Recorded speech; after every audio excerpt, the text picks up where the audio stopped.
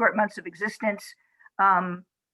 We help support the implementation of agenda by pushing the governor and his senior people very hard in our first fall advocacy effort, and we're very pleased he did that in mandating a training for 340,000 of the first in the nation of state employees. We pushed very hard this fall to have walking while trans included in the executive budget. We're very happy the governor did that. We're particularly thrilled that it looks like it's going to move from all your early and long years of work in the legislature this week. We'll talk more about that. We successfully began partnerships with 50 different nonprofits all over the state. We had intended to do a lot of work in the community, but COVID hit in March of last year, and we turned all our work into virtual work through the leadership of Ahmed Mohammed, who is our head of civic engagement, public education.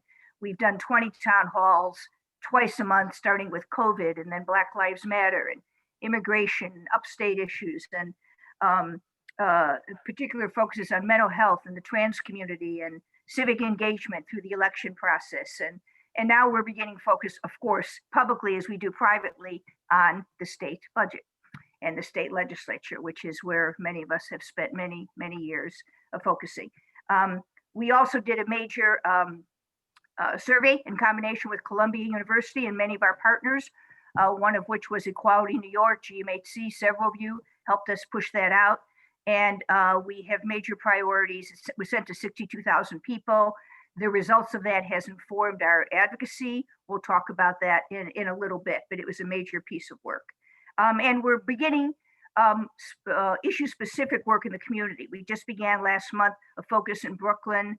Our partner there was Amita Care regarding a PrEP outreach to communities of color. So while we can't be in the community yet, we still have to stay in this virtual venue. We're trying to get a little more focused on certain towns, neighborhoods. We will be doing that with Genda. We will be doing that with Dignity for All students,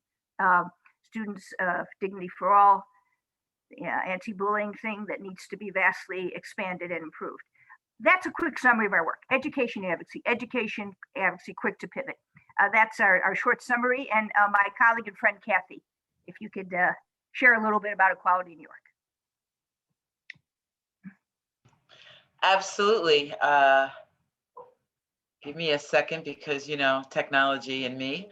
I am the co-chair of Equality New York. I'm happy to share the spotlight with my good friend, Tanya Walker. Equality, and we have a fantastic executive director, Amanda Riven. Equality New York is a coalition-based organization. So we work from the bottom up. We reach out to our coalition partners about what kind of initiatives we're going to work on in any given year. We have over 70 organizations in our coalition. We also have a 35-person advisory council. Some of these people are representatives of our coalition partners, and some are individual activists. They join a monthly meeting in some of our initiative committees to help guide our work and give us a framework for what the community really needs us to do. Along with the legislative priorities that our coalition partners set, we also have 5 buckets of policy priorities that we work on as an organization at Equality New York. The first one is bodily autonomy and reproductive justice. We believe strongly that it's your body and your choice, and you should be able to do with your body what you wish. And I'm sure that you would all agree with that. One of the things that would fall under this bodily autonomy are things like reproduction and sex work.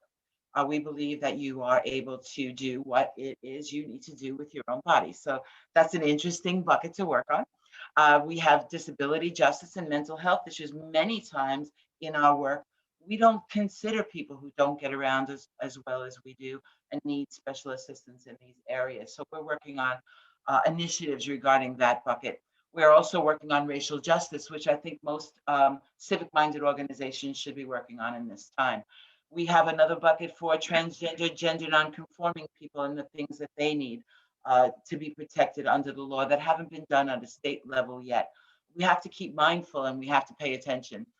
Oftentimes when these bills come up to be passed, they try to take stuff out. We're here to monitor and make sure they don't take stuff out.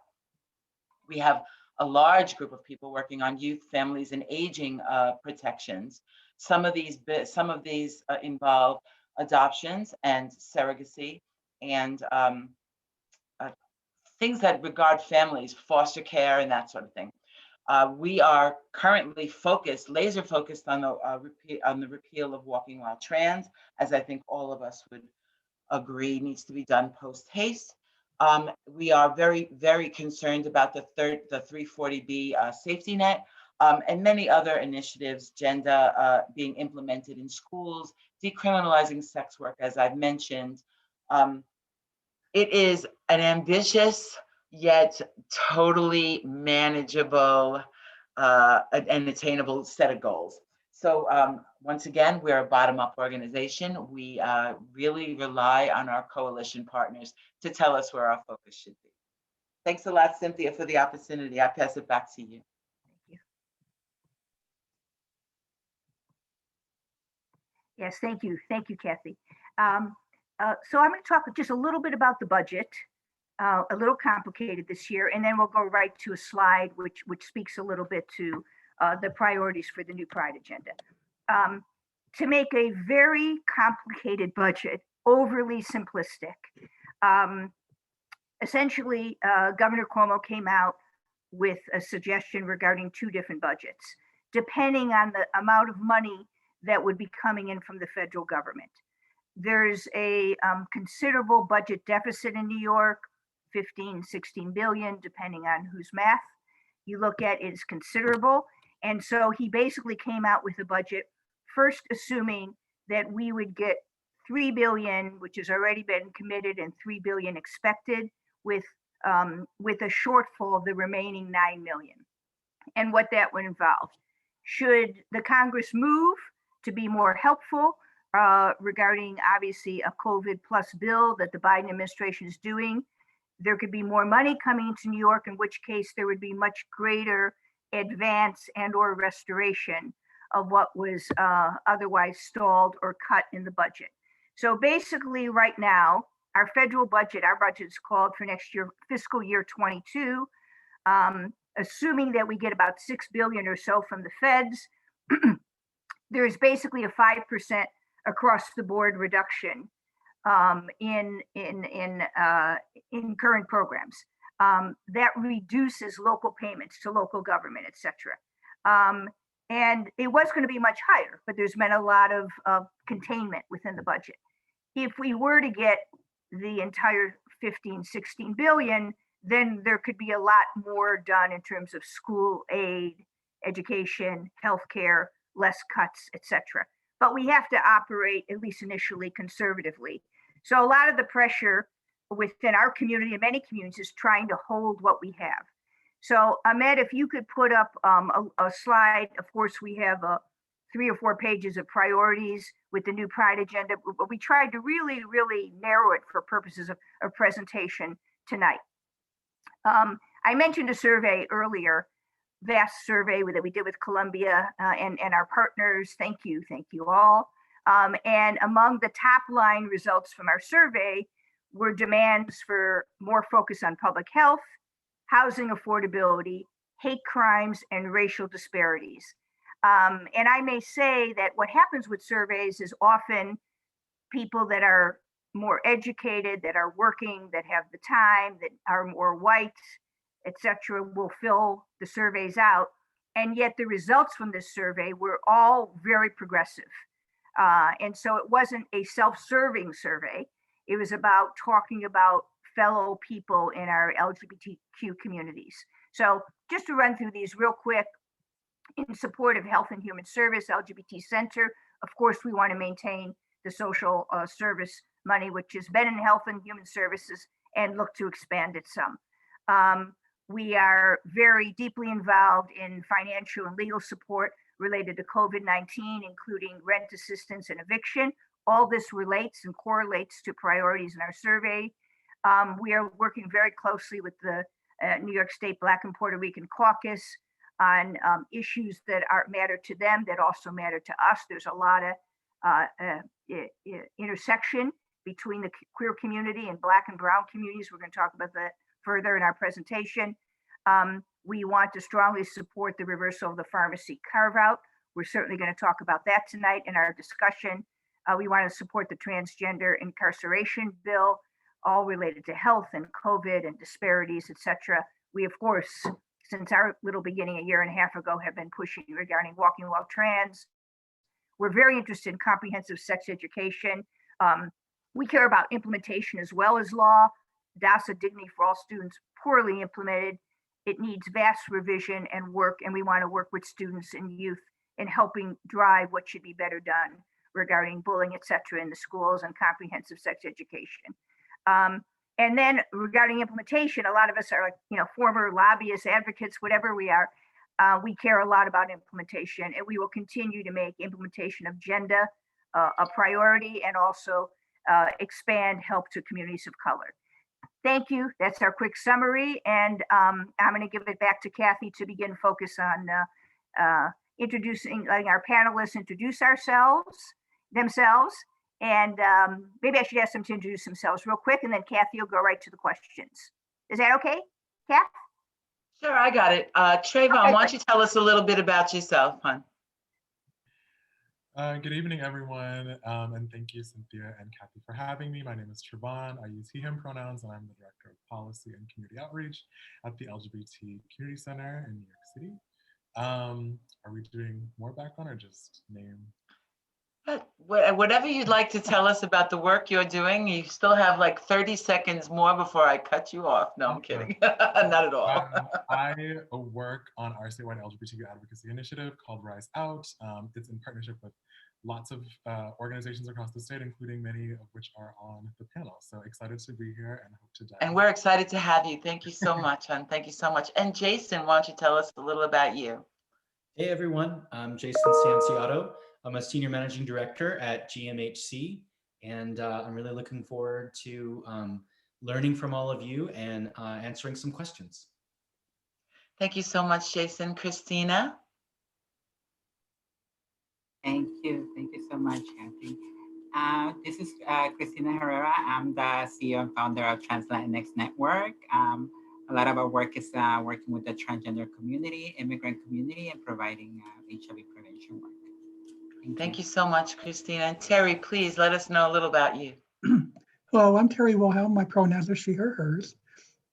I work for the Albany Damien Center as an employment advocate for transgender and gender non-conforming non-binary people. I work to improve their lives and to work at their health and their health self-esteem to keep them from becoming affected with HIV. The Damien Center is a center that's there to help, an organization that's there to help people who are living with HIV have better health outcomes, improve their lives, improve their health, and hopefully to get them to non-detectable status and to enhance their lives in a much better way than it has been in the past. Thank you, Terry. Terry is also a board member for Equality New York's 501c3 board. So welcome, Terry. Thank you so much for participating. So I'm going to throw this question out at you all, and then you can, we could go initially in the same order we introduced ourselves, but then if you have a rebuttal or an addition to something someone said, or you want to jump in, please just try to jump in or raise your hand, and I'll let you, and I'll call on you. So our first question is, what are your organization's legislative priorities for this year's session? Describe how the priorities reflect the need of the community. And then secondarily, tell us what strategies you might employ to reach those priorities. Now, you can answer these questions from your organization's point of view. Feel free to add some personal perspectives to your answer. That's not a problem at all. So let's start with you, Trayvon. The center's a big arms, so let us know what their legislative priorities are this year. Sure. Well, first, I think as many of us have known and experienced, the pandemic has kind of upended our communities. It's heightened different threats to healthcare, housing, economic, restorative justice, but it's also exacerbated a lot of longstanding disparities, particularly for New Yorkers that live at the intersection of multiple marginalized identities, particularly Black, Indigenous, people of color. But I think despite some of these challenges, I think that what we're experiencing is an opportunity to really reimagine and reaffirm our state's values of equity and justice, even despite the pandemic's impact. And I think one of our priorities is around the Emergency Housing Stability and Displacement Act, which would protect hundreds of thousands of New Yorkers from evictions, both from residential and commercial evictions.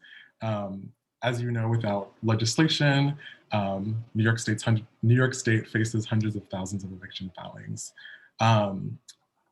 Additionally, I think, and I think everyone on the call is really focused on repealing the walking while trans ban, and also sealing prior violations and convictions related to the discriminatory enforcement of the statute.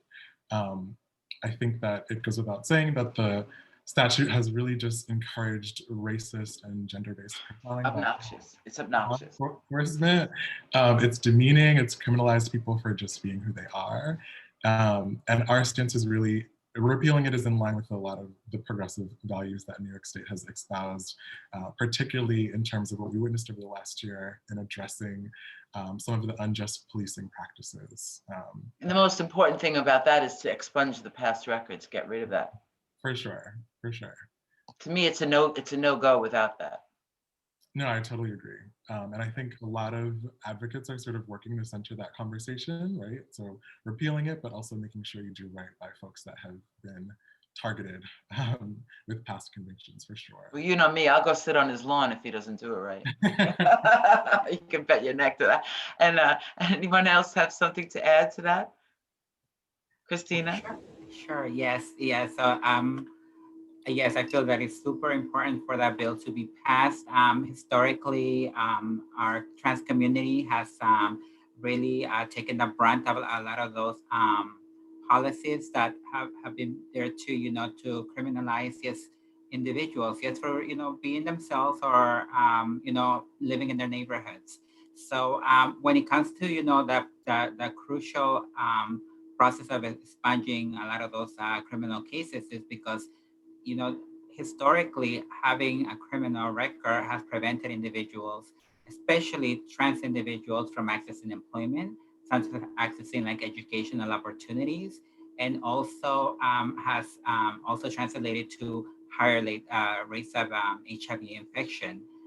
When we think about the trans immigrant community, that the impact is even worse, because for many generations, our community has faced, a deportation, has also faced, longer process to adjust their status. And some of them, have ended up just like giving up, and possibly also coping in ways that were not the best ways. So now, seeing that hopefully everything goes well with that bill, we will be able to repair a lot of the damages that have been done to our community. Implementation is always the issue after these bills are passed, right? Mm-hmm. Definitely. Terry? Yes, I'd like to add, I'm busting at seams here. Well, I'd like to speak to it as far as transgender employment. I have several people that I work with that are personally affected by this.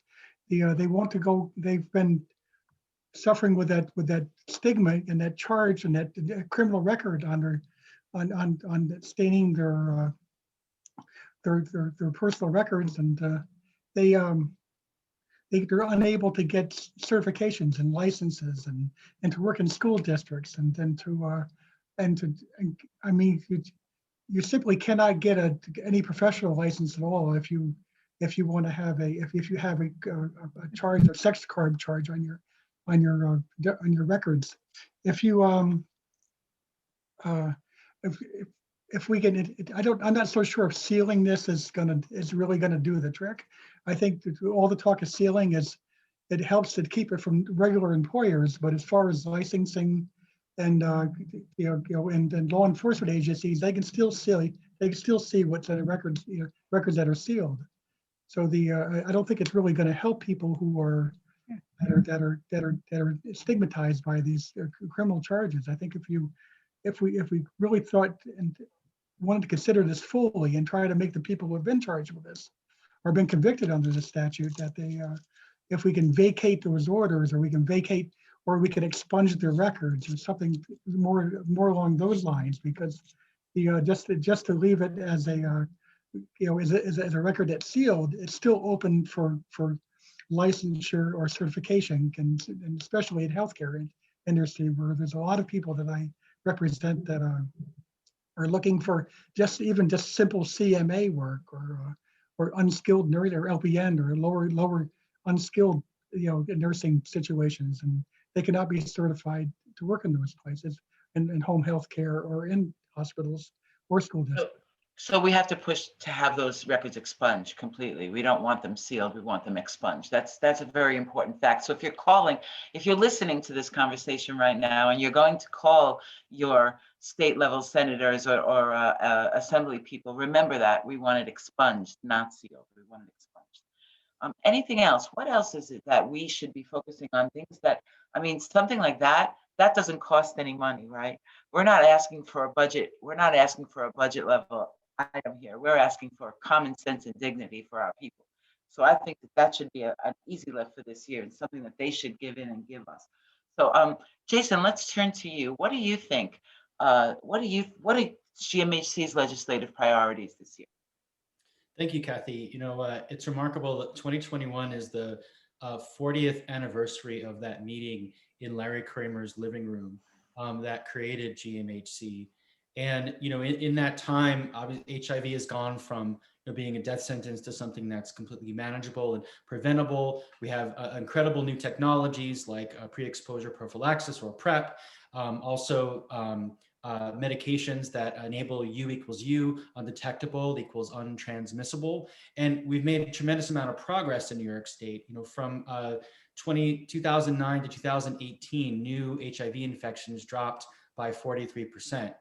Yet 54% of new infections are still among men who have sex with men, including gay and bisexual men. And we know that TGNC folks are even more disproportionately affected, right? So what do we need to do to get to that next step, to get closer to ending the epidemic? And building on, and not repeating, but building on some of the things that have been discussed already, there are 3 bills that are focused on ensuring easier access to pre-exposure prophylaxis, which for those who may be new to that term, it's a medication you can take as directed and can help prevent new infection even after one is exposed. And all 3 of these bills are supported by, in the Senate, by our incredible friend, Senator Brad Hoylman. One prevents insurance providers from requiring prior authorization for PrEP. Insurance should never get in the way of enabling people access to these medications. Another, which is supported by Assemblyman Danny O'Donnell, another great friend to the LGBTQ community, ensures that insurance companies must cover the costs of both pre-exposure and post-exposure prophylaxis. And the third would allow pharmacists to dispense PrEP in small quantities. So combined, these 3 bills will really help ensure that technology gets out there. And it's in particular important to ensure technology for people of color who continue to bear a disproportionate burden of those new infections among MSM. And of course, we have to talk about COVID, and this is not necessarily a bill as of yet, but I was really disturbed to read earlier this week some new data out of New York City about COVID infections among people living with HIV. I believe the study included people who were hospitalized in March or April through June. And it found that people living with HIV were far more likely to require hospitalization if they were infected by COVID, and they were also far more likely to die. And these are some of the first data in the nation and the world that helps us identify the need for people living with HIV to be a priority population for COVID vaccination. And so we're fighting very hard to ensure that people living with HIV and AIDS are included in the 1B phase of vaccination, which is actually the next vaccination. So those are just two categories of our priorities. Thank you so much. Thank you so much. I'm shocked that I haven't heard the words, the following statement from any of you, 340B. So let's, I'm going to turn to Terry first for this, only because I've had conversations with her about this, and I know how strong the feeling is, and I think that Terry can explain to us well the scope of 340B, why we need it. Okay, I can explain to you in terms of what it means to the Albany Damien Center. Simply put it, I try to put it as simply as possible without getting too wonky. The 340B is a carve out. It's a change in the Medicaid law that will change the existing format of how drug pricing is scheduled. It's going to go from a managed care system to a fee for service system. Presently in the managed care system, there is a discounted rate, and there is a pharmacy rate. I think that's what it's called. And in between there's a residual, and that residual is used for specialty pharmacies like the Damien Center to offer programs that enhance the lives of people living with HIV, like meal programs, nutrition programs, behavioral health programs, employment programs. We even have a program to help people with their pets if they can't afford to feed them, or they can't afford to care for them when they're in the hospital. It's an all-encompassing. And we also have housing too. I believe we have 45 beds too. I believe 45 apartments that we work with. All that money is gone if we lose that residual amount that's in the 340B. That would mean a quarter of the budget for the Albany Damien Center, which is going to be devastating for every agency, for our organization. With us, it's going to mean over $1.25 million for our agency. And you get places like Calum Lord and New York City, it's going to mean like $5 million for them. It's just I mean, that's ballparking it, but it's going to mean a ton of money to these agencies, and they're going to have to either shut their doors or find a whole skeleton way of running their businesses. It's just going to really be devastating. We have. Thank you, Terry. Can we talk about strategy a little bit, or you want? Yes, absolutely. I'll give you another 30 seconds on this. Okay. Yeah. If you go onto the Albany Damien's website, you can look to see where we have some talk about strategies to try to help stop this. We have a thing called a safety net. It's online. You can find it there. Equality New York, we still have mention of that in our policy platform. And you can always contact me and I can give you more information and tell you websites you can follow too as well. Thanks, Terry. Anybody else have anything to add to that? Jason? I do, yeah. Thank you, and thank you, Terry, for explaining that. I think put in simple terms, folks up in Albany are trying to steal money meant to go to our federally qualified health centers and nonprofit organizations who are helping those most in need, in order to be able to show the nation, or maybe in a future run for national office, that they support austerity and can decrease Medicaid costs. And GMHC's clients are going to be drastically affected by this, because even though GMHC is not a health center, so it doesn't have the 340B, we work in close partnership with Calum Lord and Harlem United and many other organizations that we directly link people to when they test newly positive, to help ensure that they have access to the medications they need to both stay healthy and also to prevent further spread of HIV. So, whoever in Albany is pulling the strings on this should really be ashamed of themselves for the effect that this is going to have on really poor Black and Brown communities who are disproportionately affected and also disproportionately rely on community health centers to get the healthcare they need. Thanks, Jason. Thank you so much. I'm going to have to kick it to Cynthia now. Jason or Terry, do you have any strategies to suggest what the status is regarding discussions of 340B? Any ways we could additionally be helpful? I know there was some discussion about the governor suggesting 100 million as an offset. That's not the same as the amount of money taken out. But do you have any suggestions of where we could be helpful? Well, I guess say one thing about I think Assembly Member Gottfried said it best. It said to give us $100 million back when we're taking $250 million away is probably the equivalent of stealing the collection plate at the end of service and feeling bad about it and putting a couple dollars back in. It's going to be devastating to our communities and put us out of and run a lot of places right out of business. I would suggest if people want to get involved, the old tried and true methods is to write the governor, to write your assembly member or write your state senator. There's this, Jason, you can talk a lot about this too. There's just a lot of things you can do. You can become a member of Equality in New York and help us fight for those initiatives.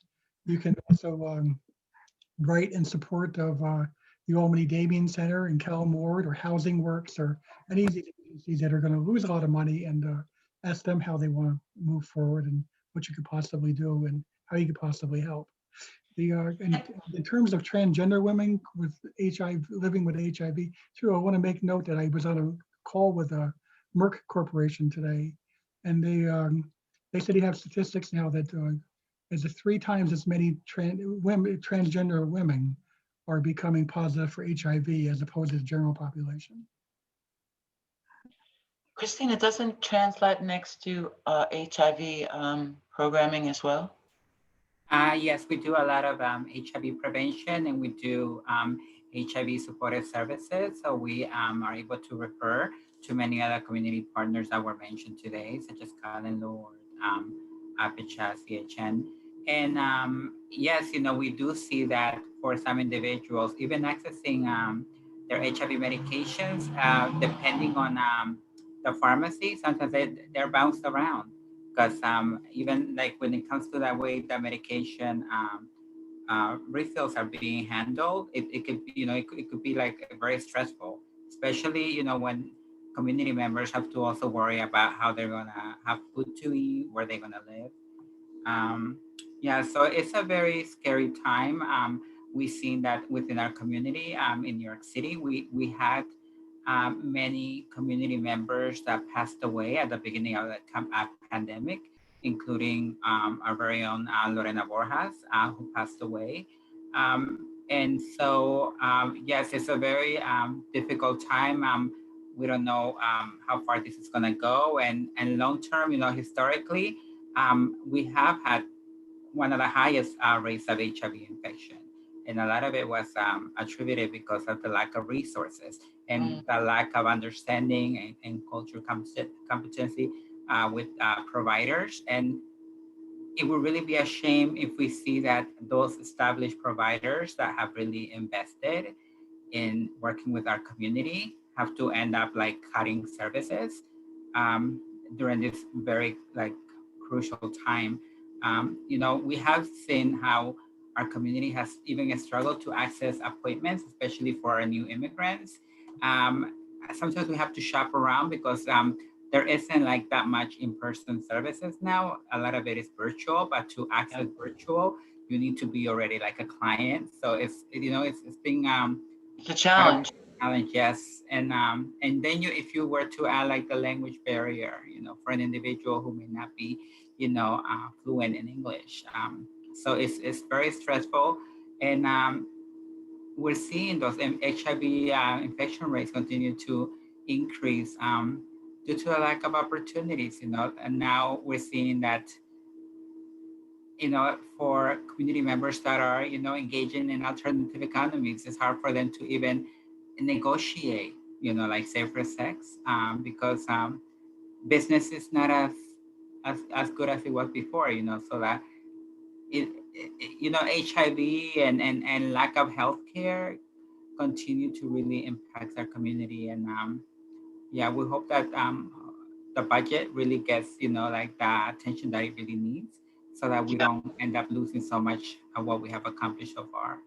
And we can definitely talk about the views on HIV even within our own community for days, not the subject of this panel, but how people just forgot that it existed. We could talk about that for days. I'll kick it back to Cynthia though now. I think thank you, Kathy. I think there's also Saving the Safety Net Coalition, just to mention, as another vehicle that one can join regarding the 340B issue. But thank you, Christina, for bringing in other issues as well. Maybe Trevon, if you could talk a little bit about budget priorities for the Health and Human Service Network, or other priorities that you're working on, that we'd love to hear from you. Sure, thanks, Cynthia. I think that community organizations like ours are sort of like on the front lines of providing life-sustaining and emergency services for those who need them the most, particularly in the wake of the pandemic. Our community has relied on the LGBT Health and Human Services Network, which is a coalition of about 70 organizations in New York State. Collectively, they provide low-cost affirming healthcare services, STI and HIV testing, medication delivery, health education, mental health counseling, legal services, all of the things. But collectively, the network organizations have a deficit of about a little bit over $12 million due to just the financial strain that the pandemic has caused.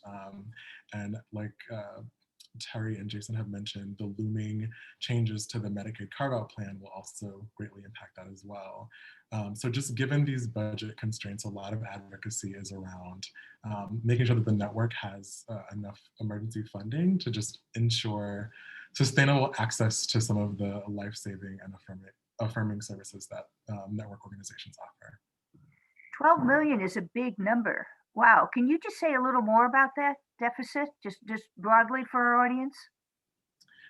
Yeah, so lots of organizations that are part of the network are under financial strain and are sort of risking getting their services taken away. I mentioned before a range of services that are offered to the community. And if funding is not adequate, then these services will no longer exist. So that number, that $12 million deficit, is really reflective of that. And I think that it really speaks to just the case for emergency funding in the budget. Mm-hmm. Absolutely. We are, this is a year of survival. And I think, in fact, even as we discuss this town hall, it's sort of surviving and then thriving. And we hope that next year could be a more fortunate year for us regarding enhanced funding for health and human services, maintaining what we need for HIV, the 340B. Obviously, we have to somehow get through this year. But I think aspirationally, we have to think how we build even a bigger, stronger, obviously cooperative arrangement to demand what we need. I mean, even the fact that health and human service funding has been relatively flat is like cuts, as you well know, each year with inflation. And we've been shocked to be on virtual town halls where all of a sudden an upstate partner in a community will say, a center closed. And we're like, what?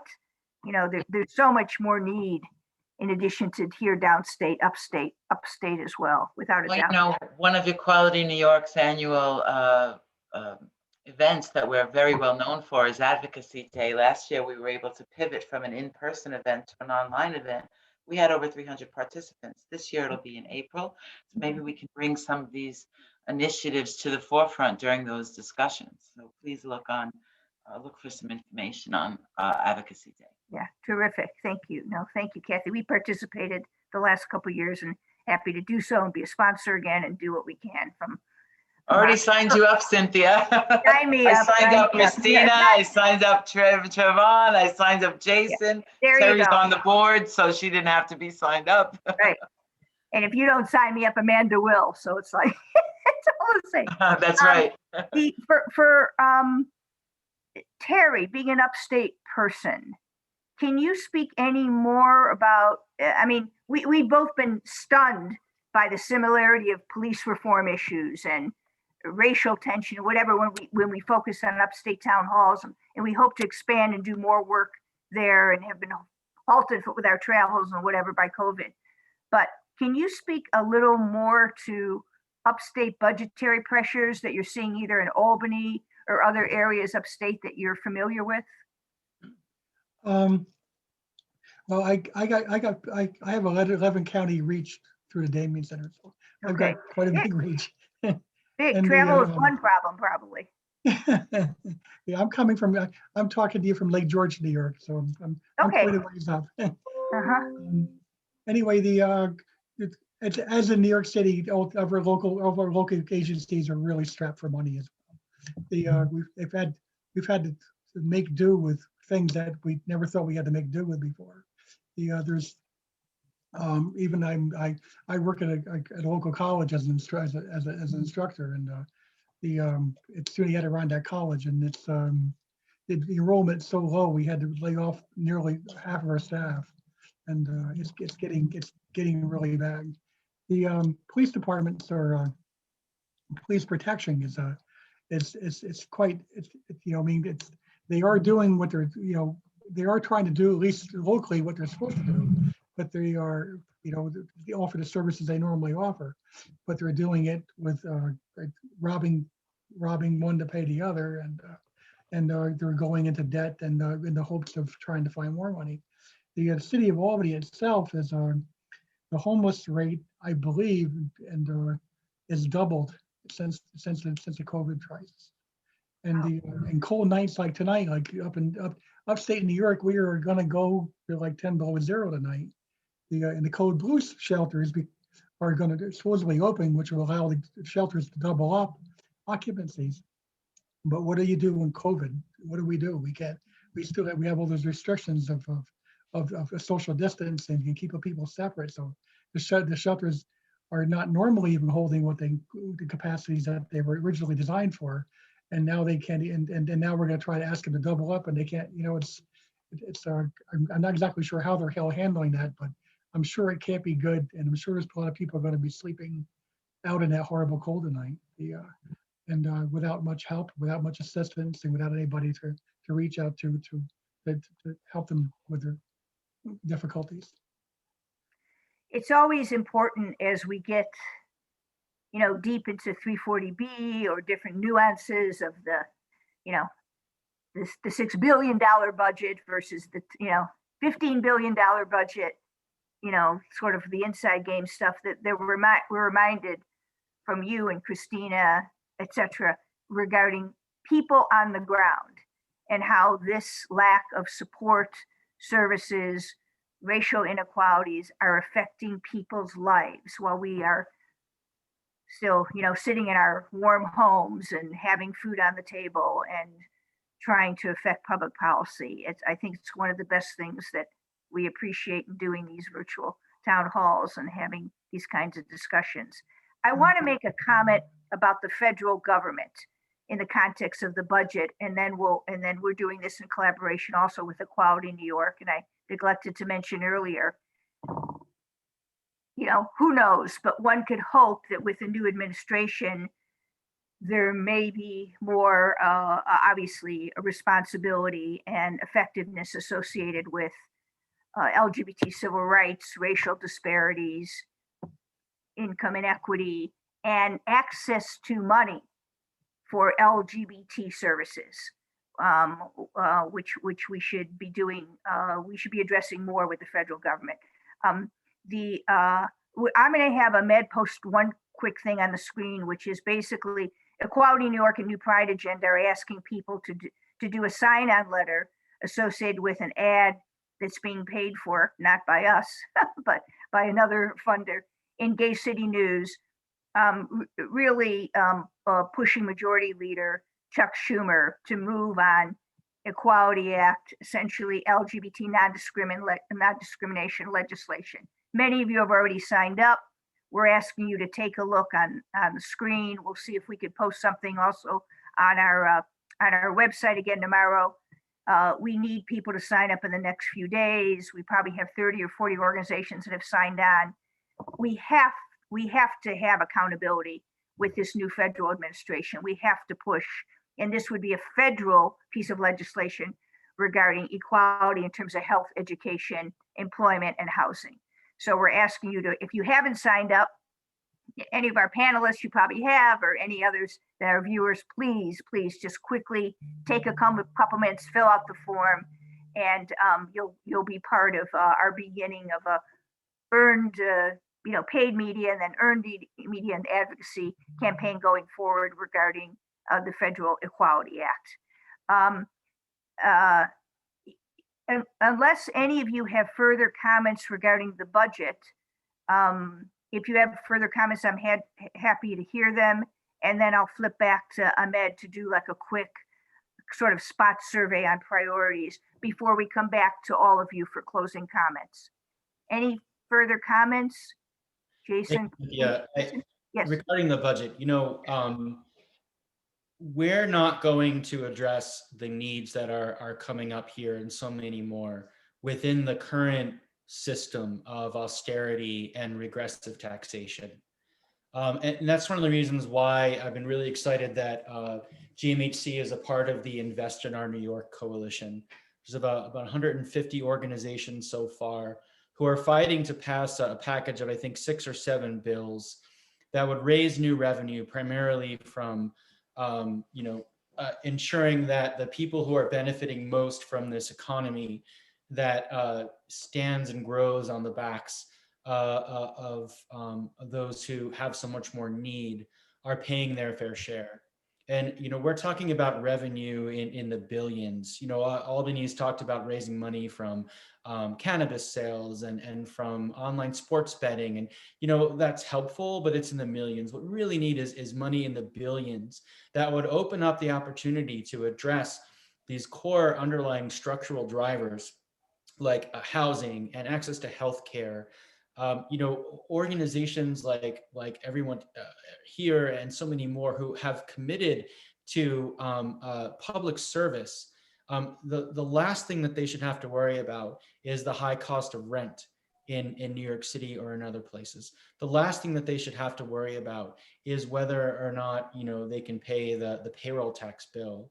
And a way to deal with that is to fundamentally change the way that our state raises money and then what it does with that money. So I encourage people to check out and get involved in the Invest in Our New York campaign. Thank you, Jason. That's terrific. Will you post that or have someone post that, Jason, just to get it out to our larger audience? And all this is also being taped. So in addition to people watching tonight, Ahmed puts it on YouTube over the next day, and people do pick up on a lot of the virtual town halls. I know we at New Pride Agenda, that may be true for you, Kathy, are supportive of additional revenue measures, including taxation. Oh yeah, Chuck Schumer's going to know who I am for sure. Yeah. Okay. And so we gotta get real in what needs to be done. There's one more kind of broader question that I'd like to ask, and so I think we just pause on the idea of the quick survey, and have a little bit of a discussion about this, which is how we are focusing on the intersection of all these issues within our queer communities and Black and brown communities. We are they are us. We began a deeper understanding of this as we began to work on criminal justice reform, etc. And so I'd be interested in hearing from our panelists about what your organizations are doing to affirmatively pay attention to that the intersection of Black, brown, queer communities in terms of your thinking or your leadership or your advocacy. because it's what must be done. Christina, you want to just jump in and comment, please? Sure. So that's a very good question, Cynthia. So for us, we have, it's in our DNA. We want to make sure that we continue to provide access to our community, access to, training, to like financial opportunities through employment. We're also continuing to invest on education. Like right now we have, agendas, we have agenda in the state which provides us with protections, but what good is that if we don't know about it? How is that going to really help us access opportunity if we don't know when somebody's discriminating against us or when we're facing harassment at work? So we need to continue just to raise awareness of our community and empower them to, speak up and to also like to complain. If we face discrimination, if we're unjustly like fired, we need to be able to contact those agencies that can protect us and who can, send a message that that is not correct and that we need to have access to opportunities. And you need to be able to be safe while doing that, correct? Exactly. That's the second part of it, right? It's okay if you can make the phone call, but if you can't be safe when you're doing it, that's the problem. Huh? Trevon, any comments? I agree. I agree with the idea of being intentional about sort of what this work looks like. I think that many of us who exist on the intersection of two marginalized identities, Black and brown queer people, understand that a lot of times communities are painted as adversarial or somehow siloed. And I think just highlighting the fact that a lot of the issues that we care about are shared concerns. And so also approaching it with a level of intention. I can say that at the center, we've done a lot of work around sort of how we build out some of our programming. We recently launched a fellowship initiative to specifically support Black and brown LGBTQ advocates who have innovative ideas about how to move advocacy forward in New York State. We are also, next month, we're partnering with the New York Urban League of Young Professionals to have a conversation about what does allyship look like in the Black community. I was just going to ask that question. Yeah, and I think that it's really just conversations like these, right? So awareness building, making sure that people are approaching their work with a level of intention. I think we could do a whole conversation about how non-Black and brown people support the initiatives in a respectful and equitable way. I think that that's a whole nother, I just cracked a new egg for us all to talk about for another couple hours, right? No, it's an important topic. I agree. Jason, Terry, any other sort of closing comments regarding the intersection of our communities and intentional focus? Okay, I guess I could try to understand. The we are focused on a lot of what my work is focused on. And I guess I should be a little more deliberate in how we say what we do with the Damien Center. The Albany Damien Center itself works with people who live living with HIV. The my part is a separate grant. I work for the Empower program, which is a health and human services program, and I work with transgender and gender non-conforming people who are not, their HIV status is neutral, and it doesn't matter to us what that status is. A good deal of our time is spent at working with people who are of lower income, of little means, and that equates into Black and brown people, obviously, people who have been unfortunately more marginalized than others in the community. And transgender people are not doing that well as a whole, and whether Black, brown, white, or whatever, it's just we're just not doing that. We're disproportionately either unemployed or underemployed. I have many trans people who are who have outstanding job qualifications and are working in very meager work. And we're trying to work to improve that and help that out. We also found a problem because there's a gap in what happens with with transgender people is you can find help for like changing your legal documents if you're 125% of the poverty rate or less. So it means if you're a single person and you make less than $15,000 a year, which is horrible, you can get legal help to get your documents changed. But people who are making more than that, I mean, if somebody's making 20,000 or 21,000 or 30,000 and trying to hold down an apartment and keep a car or whatever, they're not really doing that well either. And have found an attorney who works with us. They're on a grant too, as well as a very good attorney at a Syracuse that that works without barrier to income. And we found a grant to pay for the court fees where income isn't a bit, so we can erase that barrier to income as well. So people who are just on the margins or not doing that good, we can cover the cost of them changing their names and their legal documents. And we follow them all the way through the whole process from the court proceeding and the name change order right through the birth certificate documents, Social Security, and their driver's licenses or government IDs. So it's a huge comprehensive program, and we're working with people who obviously been marginalized and definitely need the help of somebody like us to help them understand the process. Terrific, thank you. I'm gonna jump over for our last 5 minutes or so. We'll just do a few minutes over time to Ahmed because we have a few questions from the audience that we want to be responsive to. So Ahmed, if we could do sort of a little firing line of some of those questions with a couple of our panelists, we want to be respectful of our audience as well. Yeah, of course. I'm just going to toss this up and hopefully people will pick it up. There are 3.2 million New Yorkers over the age of 65. This means that there are 200,000 LGBT people over 65.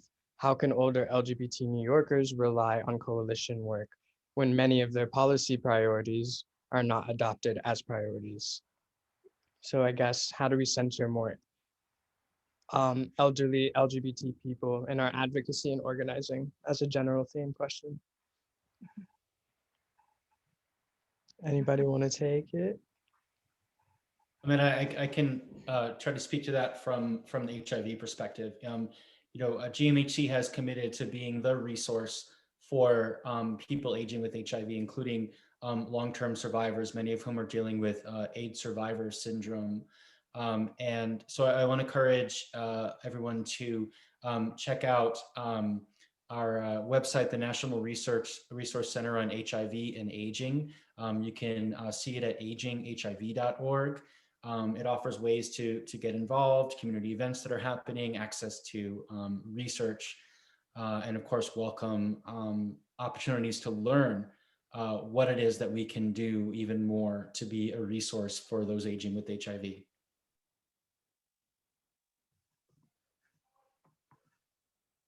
Anybody else have a response from our panelists? Okay, my feeling is that we need to advocate more for our seniors. We need to, because I'm going to be one right now. I was just 60. These issues come more and more into my life every day and into my consciousness. But I think that in general, society doesn't support our seniors, and that needs to be a change. You know, I have been taking care of my 95-year-old aunt the last couple of years. She lives upstairs from me, and it is quite an eye-opener as far as advocacy for seniors. So I would say that we need to be more mindful, and we should all as leaders be bringing these issues to the forefront. I'll leave it at that. Thank you so much for the question. Yes, awesome. I was just going to say I filtered through most of the other questions, and it seems like the discussion tonight covered the other topics. And so if anyone has any last thoughts before we wrap up for the night, it's been a great sort of jam-packed hour. I want to do one acknowledgement of someone that passed away from COVID that I'm sure a lot of us knew, Carmen Vasquez. Um, and basically, she passed away from COVID. Many of us knew her as director of LGBT Health and Human Service Unit, the architect of Health and Human Service Initiative years ago, trailblazer. I mean, obviously, director of public policy for the center, deputy director of Empire State Pride Agenda, board member, National Gay and Task Force. I mean, it's any of us that are involved, either older or younger in the movement, are doing it obviously on the shoulders of so many people that preceded us. So I just wanted to do a public acknowledgement of Carmen Vasquez and the tremendous advocacy and support she gave to our community for decades. And separate from that, I'll say something and then toss it to my co-hosts. Thank you, panelists, for joining us. Obviously, a lot of this we could talk further and more, and indeed we need to. But we're honored and privileged to have the kind of tremendous advocacy work you do, and I thank you for that. I thank you, my co-host, Equality New York, and back at you for a final comment, Kathy. Thank you, Cynthia. Thank you so much. I really appreciated this conversation. I want to reach out to you all and hug you, and I can't wait for the day I can do that in person. Don't forget, those of you listening to this conversation, to visit the websites of GMHC, the Center of Trans Latinx, of the Damien Center, of Equality New York, of the New Pride Agenda. Give what you can, support where you can. We have put a lot of content online for you to be involved. We are working hard to find ways to reach out even during this pandemic and stay connected. So once again, reach out to all of these organizations that have participated tonight. Give what you can, support where you can. Thank you so much. Have a lovely evening. Thank you. Thank you all. Bye, everyone. Good night.